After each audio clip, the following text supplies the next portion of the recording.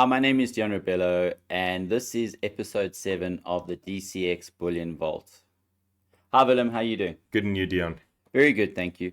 So, we've covered quite a few different topics over the last couple of weeks, and of course, now we've been looking at trying to get a little bit more focused on specifics. We've spoken about platinum, we've spoken about gold, but we haven't spoken about silver. And again, from the last episode, we definitely wanted to make a point of talking about this metal. Yeah, I think silver is underappreciated, not only in the bullion market, but by the general population as well. If you look at silver, the amount of things that uses silver and how crucial it is to the world in general, I think it is greatly underappreciated. You say that. Now, my background, and I've mentioned this before, is I come from a mining background, and had a lot of experience within the gold sector and then moved into the platinum sector.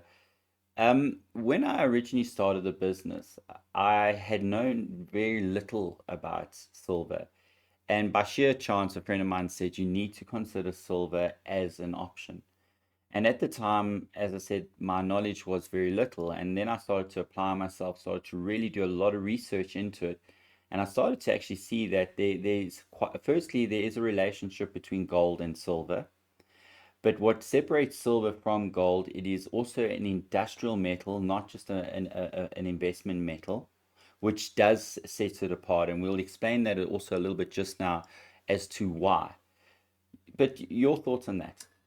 It's so much more than people realize. I mean, if you look at literally anything from cars to electronics, solar panels, washing powder, medical equipment, everything utilizes silver, and the amount of silver that is required is just constantly growing, and the deficit is becoming bigger. And this is why I think silver and investing in silver is actually quite an interesting prospect at the moment. So yes, there's a couple of things that you've raised there that I just want to touch on. So firstly, silver, as you mentioned, and what's been interesting is over the last 3 years, from a supply demand perspective, silver has run in a deficit on the supply side for the last 3 years. Last year was the first year where silver, previously, and I used the analogy of a goal being a marathon runner, which is long and slow and has a gradual build.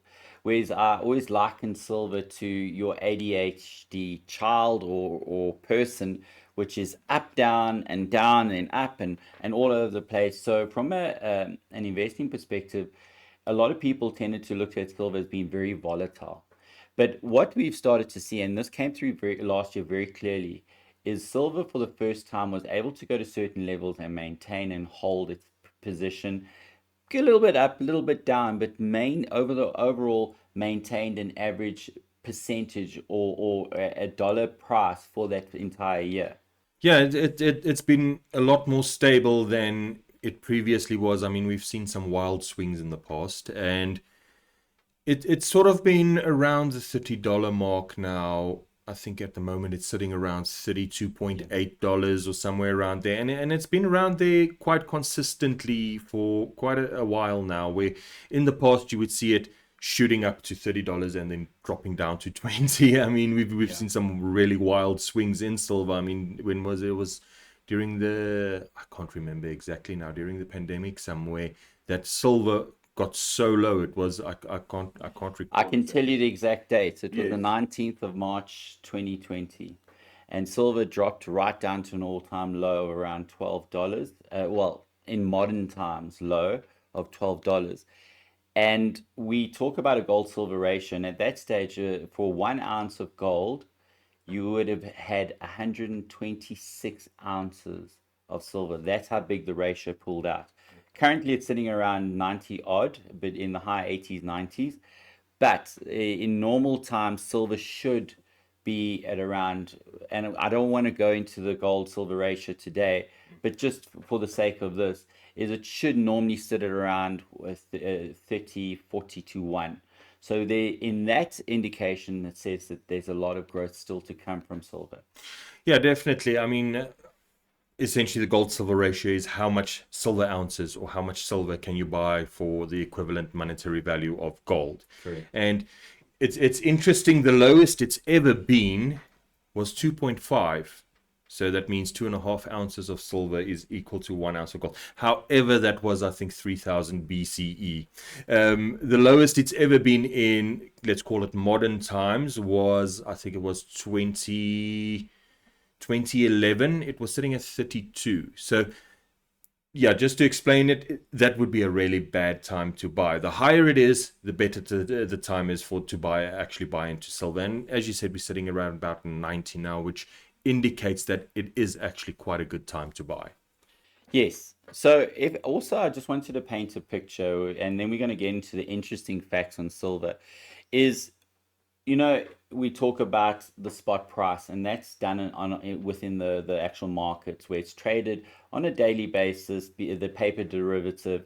So if you go online, you say silver price, it will give you a spot price in silver, which is the paper derivative. In other words, that is the price. A physical commodity or the physical silver price will always have a premium on that, but all pricing is based from the spot.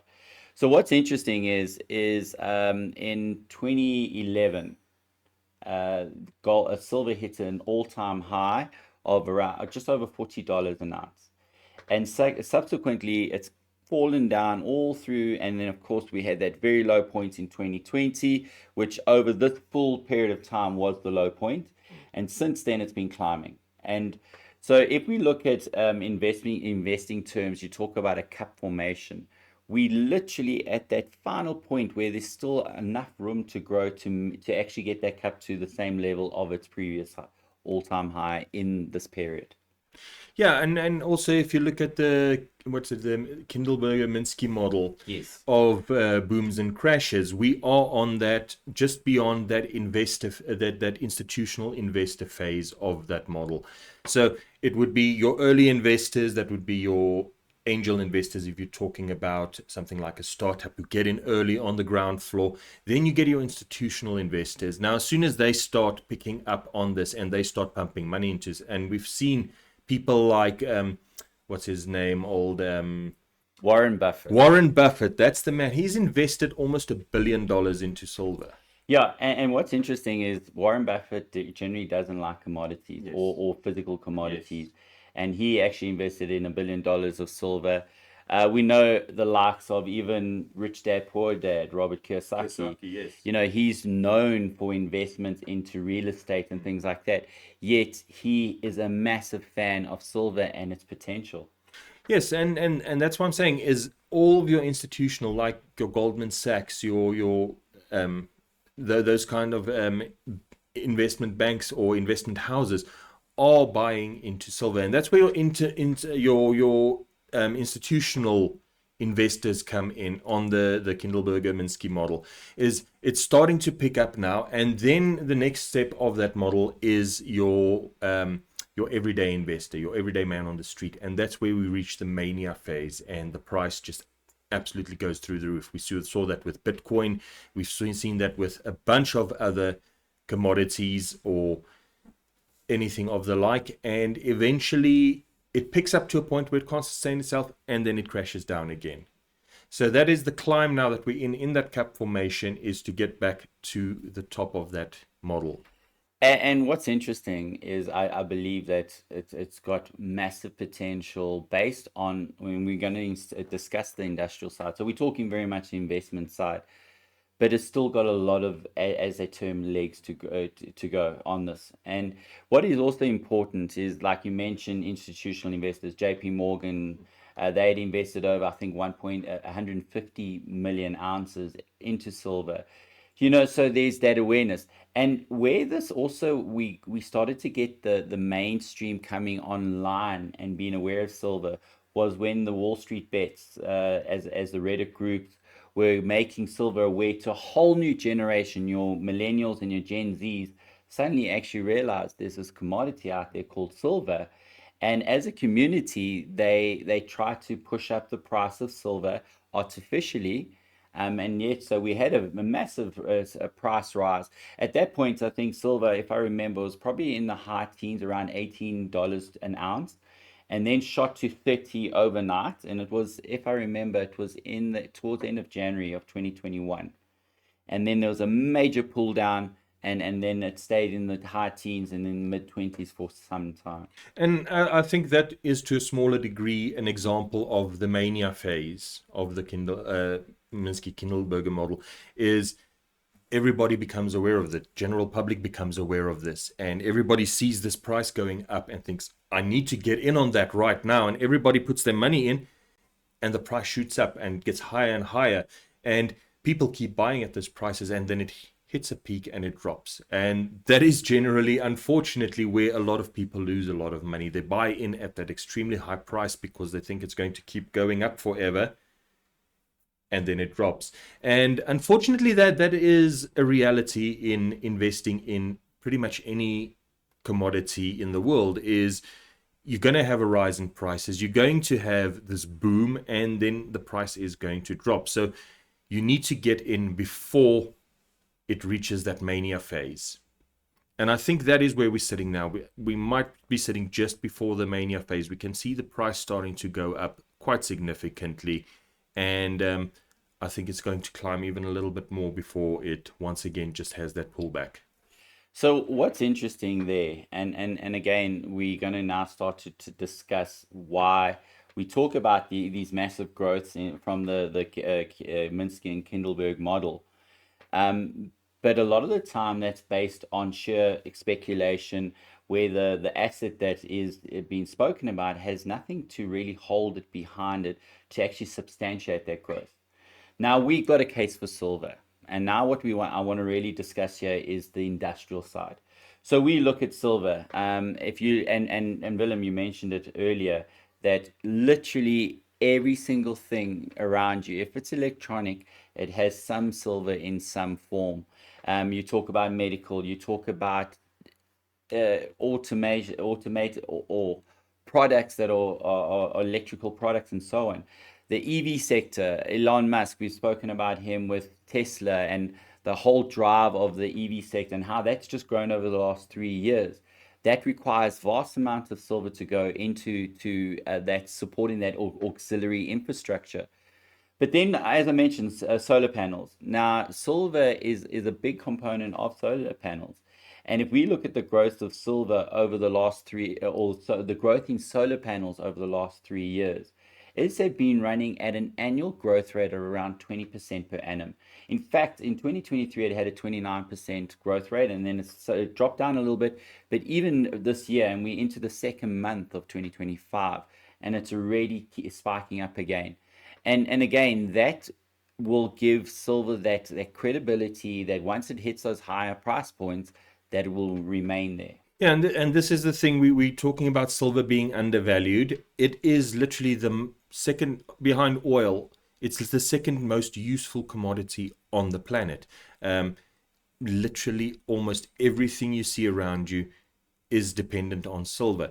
But also the other thing you touched upon, there's a great name for it. It's called the green technology megatrend. And if we look at that, there's other megatrends on the go. You've got your blockchain megatrend, you've got robotics, the Internet of Things, all sorts of things like that. But the green technology megatrend is something special because it touches every aspect of our lives. This is from power generation all the way through to the cars we drive, the light bulbs we install, everything in our lives, everything that surrounds us is going to be driven towards this green megatrend. And here's the difference. You look at something like the Internet of Things, and that's got an estimated value of $212 billion, which, you might It's think a fair amount yes. that's quite a tasty amount of money. But you look at the green technology megatrend, and we're talking $30 trillion. And this is everything. Solar panels, wind turbines, everything that has to do with this green trend, this green drive, electric vehicles, everything is aimed towards this green megatrend. And if you look at some of the legislation that's being put in place in Europe, no more diesel or petrol powered cars after 2030. Yeah. It's all aimed at this green megatrend, and this is where silver is really going to shine. And I think that's what you're highlighting towards, and it's actually the very important part of this, is it's not just the trend's not being driven by say governments or institutions. It's a global trend in multiple industries and multiple facets that are all combining to do this. Ultimately, the word we're talking about here is sustainability. That the world needs to look at better efficiencies, and some of them, there's arguments that electric cars aren't efficient and they're not great and they're more expensive and they create more greenhouse gases. And that said, I mean, today's conversation is more just understanding the background, what drives this stuff. And so, regardless of that, we know that the world needs to find more efficient energy. And it's clear that electric and various components of that, we spoke about hydrogen last time, is that we're looking at more efficient ways to make sure that the energy we're harvesting and harnessing becomes more useful with less impact on our environment. Definitely, and as I said, silver speaks towards that. Anything electronic requires silver in some form. Somewhere along the line, it's going to need silver, and that is why we've seen the deficit over the past 3 years. With the growth in solar panel technology and solar panel adoption across the world, the demand for silver has shot up. Yeah. And with the growth in EVs, electric vehicles, demand or require more silver to produce. Once again, the demand for electric vehicles go up, so the demand for silver goes up. And we spoke about China taking the electronic vehicle market to town last week, and this is what's happening now. It is growing. It is growing at an exponential rate, and the demand for silver is growing with that. And that's why I'm saying silver is undervalued, underappreciated. You're talking about the gold-silver ratio, 90 ounces to an ounce of gold. It should be a lot closer to 30 or 40. Absolutely. So this is and where you can also see that price being seen or being realized is definitely if you go online and you start to look for silver medallions or silver sovereign coins, you'll notice that the pricing sometimes is a lot higher than the spot price. And that's evident of the demand is so great that people know that they can actually put it at a premium and they will get their price. We know just with the Trump administration on gold what that's done for that, but we know for a fact, even in the UK, that they have run at deficits and losses within the bullion investing space of the supply of bullion coins or bullion sovereigns or bullion rounds. Eventually, it comes down to supply and demand. If there's not a demand for something, nobody's going to buy it. If there's an oversupply of something, obviously the price is going to drop. Nobody is going to be interested in investing something that's absolutely flooding the market. But as we said, we've been running at a deficit for how many years now on silver? The value of silver is going up as the demand increases. And we're not talking about investor demand here. That's the difference. In gold, we're talking about investor demand most of the time. Yes, it's also used in electronic equipment. It's used as, plating on connectors and stuff like that, but not to the degree that silver is. Yeah. And that's the thing. There is a genuine industrial demand for silver, and not just an investor demand so that it looks good on paper, but there's a physical need for the metal. But also, and you've now mentioned gold, and earlier I'd mentioned that there's an actual relationship between silver and gold. It is expressed in the what they call the silver gold ratio, and as Willem said, for every ounce of gold, how many ounces of silver equal the value of gold?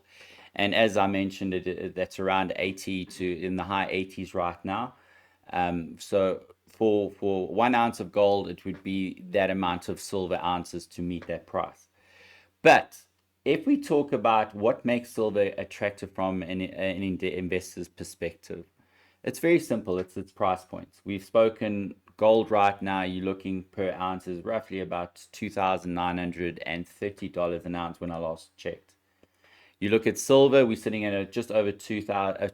I wish $32 an ounce right now. It's just under 33. I think it's 32.8. Yeah, a few minutes. Which is very strong. It's very strong for it, and it gives a But now this is the thing. As a potential person listening to this, thinking, why didn't I know about silver? How can I invest in it? And we also, from an investing perspective, always say that it's a great entry level product because it's accessible from a pricing perspective. You can accrue it, you can buy it in little, from gram little medallions to ounces to kilogram bars to 2 kilogram bars and so on. So it's quite diverse in its offering and what you can buy it at. Definitely. And this is the thing, very few people can afford a gram of gold, let alone an ounce. Yeah. It is quite an investment. I mean, if you were looking right now to buy an ounce of gold, you're talking 60,000 rand. Yeah. I mean, that's not a negligible amount of money for pretty much anybody.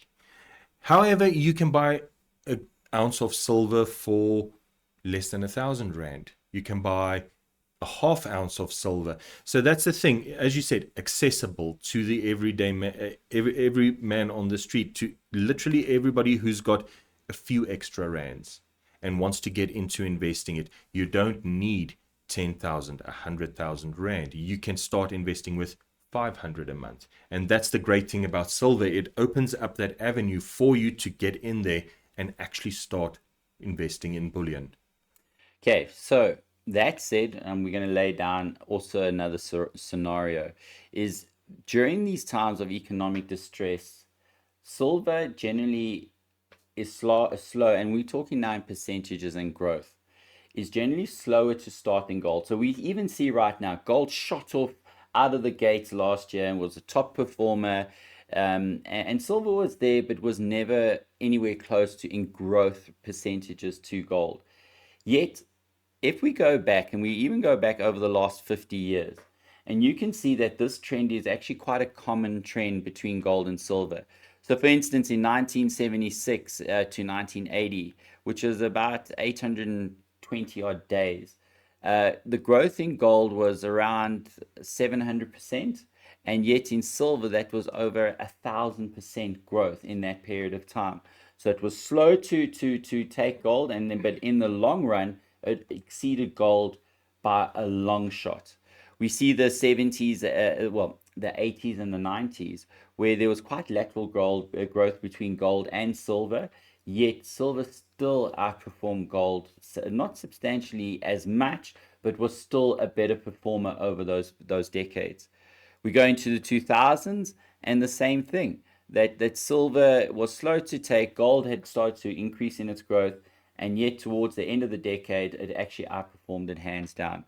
And into the 2000s and the 2010s, the same thing. We're seeing that same thing happening now. So we are at that point, and people say, is this the top end of it? We spoke about the cup formation. We know that there's still plenty of growth to get to that at a high point. And we do believe, and there's a lot of market commentators saying the same thing, that silver is undervalued. The price points, even at $40 an ounce, there's a lot of people believe that it will go to three figures, into the hundreds, based on its requirements and the metal it is and its usability across a band of different technologies. Definitely, and we're back to supply and demand. Yes. And demand is great for silver. Yeah, I mean, never underestimate where it's going to go or what it's going to do. I think it's personally, I love silver. I think it's great, and yeah, we're sitting at $33 an ounce, and as you said, gold always has this growth spurt. Silver lags behind a little bit, then it catches up and it actually goes higher. And yeah, if you look at the growth of silver over the last 20 years, it's absolutely insane from where it was to what it is now. The value in it, especially in rands. And once again, what makes it a great investment is that it is priced in US dollars. So it's something that you can buy easily to get your wealth out of rands, out of fiat currencies, and into a global commodity. So I want to go through something, and it just hit me that we need to discuss this because, when we generally do presentations, we always talk about the there's an ignorance to it. And I admit it, I was the first person to say I knew about gold, I knew about platinum, but what's silver? And yet, once you get to know silver, it becomes a kind of an endearing metal to you because it has such potential. And what's interesting, and we'll even maybe try post it into the back of this video. Of course, we will give the people that created that content the necessary all the things that go with it. But what I really want to highlight is the ignorance. So there's this guy walking around. It's probably I think it's in Canada, but it could be in the US. And he's got a whole pile in his hand of Hershey bars, and then the other hand he's got a 10-ounce 10-ounce bar of silver bar. silver. Yeah, and he goes around and he says, "It's your lucky day. You got the choice to choose between a Hershey bar or a or a 10-ounce silver bar. What will you have?" And everybody, and he goes through different characters. The one woman says, "Oh, I've had a bad day," and girls love chocolate, and very flimsical or whimsical. And she chooses the chocolate, and another guy says, "I'll have the chocolate," and so on.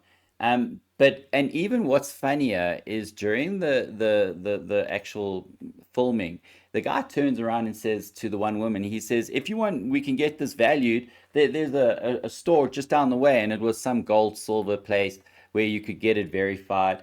And you know, the lady's like, "Oh no, she'll rather take the Hershey bar." Now, Willem, just for the sake of this, I want you to break down what a Hershey bar costs. And at that point, when we did this experiment, and this is from 2022, but just in that period of time, what that was. So this video came out in, I think it was 2015. And if we look at the price of a Hershey bar, let's start there. It was $1.80 roughly around about $1.80 for that king size Hershey chocolate bar. Now, if we look at 10 ounces of silver, it was priced at about $14.74 an ounce, which makes 10 ounces worth $147. Okay, so 2015, I'm walking the streets. A gentleman walks up to me and says, "Would you like something that's worth $1.80, or would you like something that's worth 140, $48, $47?" That's what we're talking about here. That was the choice, roughly, Okay. the choice on the street. Now, here's the thing: if we convert that price into rands back then we were looking at roughly about 1,800 rands for Okay. that 10-ounce bar of silver. Your Hershey's bar would have cost you, I don't know, $23. Okay. So this is what I love about the story is now, what if we then we re-looked at this in November of 2022, and again suddenly this is what we talk about, the growth of it. And here's the thing, and this is, we actually wrote an article about this in our newsletter a while ago called The Price of Chocolate.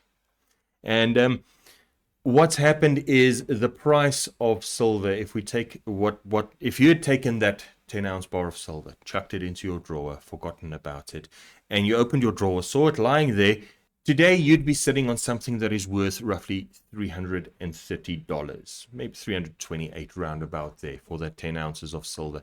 And if we translate that into rands, you're looking at 6,000 rands. And that is just if you had taken that 10-ounce bar of silver, put it in your drawer for 10 years, you'd be looking at 6,000 rands now.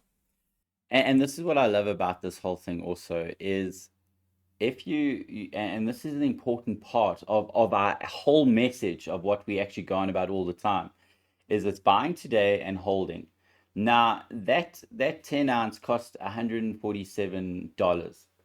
It cost just short of 2,000 rand. And since 2015 until now, which is 10 years ago, it's now worth 6,000 rand. In dollars, 380 odd dollars. Yeah, 330 odd dollars. Yep. But yes, that is exactly what we're talking about. And that is why we always encourage people, don't sell immediately when it looks great. You know, we've got people asking, "Oh, if I bought at the beginning of last year, what would it be worth now?" That's not what this is about. That's not what Bullion is about. Bullion is about investing, holding it for 10 years, 20 years until retirement, even, and then reaping the benefits. Because we've spoken about this so much, we've spoken about the growth, the increase in the value of that bullion, both gold and silver, even platinum to a certain degree. And it is worth holding on to it for just that little bit longer. It's not a get rich quick scheme. It's about holding value, maintaining wealth, preserving your wealth over the long term. And again, I really I love that story because it just it shows so much of the ignorance that's out there. And yet this is primarily like why we're even doing what we're doing right now, is this is to create that awareness, to just have that fundamental shift, to think, where's my money right now? What have I got it in that is gaining value? If it's in the bank, you are within South Africa, you got a depreciating rand. And again, we've gone through all of those before, is that becomes a problem. Now, definitely, I mean, you've got currency devaluation all the time. Our money is becoming worth less and less and less. And if you've got that money in the bank, it's not keeping up with inflation. It's not keeping up with your currency devaluation. And that is the biggest thing here is the currency is devaluating versus international currencies, versus the dollar, versus the pound, versus the euro. And that is why bullion is such a magnificent vehicle for preservation of wealth. You buy 1 ounce of silver today, not only is the price of that silver or that gold going to grow over the next few years, but it's going to grow in dollars, in euros, in pounds. It's not going to grow in rands, which is falling compared to those other currencies. Willem, just in closing, I'd love to just have some of your thoughts on silver. I know you love silver, and when we did our silver pangolin, I made sure you got one of the first minted ones because it was a project that we both worked on and we've been very busy with. And we're going to also expand on that in another one of our episodes, is the endangered series that we are busy with and how that's going, and we'll do a whole thing on it.